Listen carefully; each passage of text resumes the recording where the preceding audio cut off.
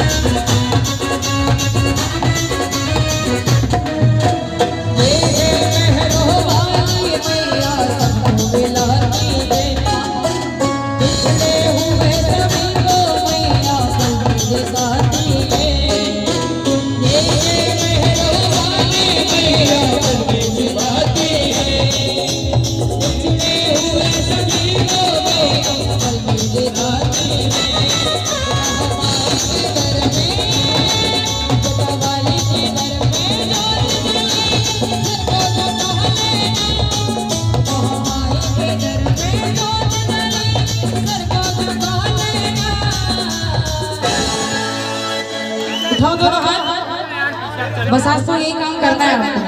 हाथ ऊपर हाथ नीचे, हाथ ऊपर हाथ नीचे, क्योंकि आप लोग अपने से तो ताली बजाते नहीं है, इसलिए दोनों हाथ ऊपर उठाना और कहना क्या, ए बेटा जी जरा ताली बजा लेना, ए भैया जी जरा ताली बजा लेना, ओ हाथ उठा के जोर जयकारे लगा लेना,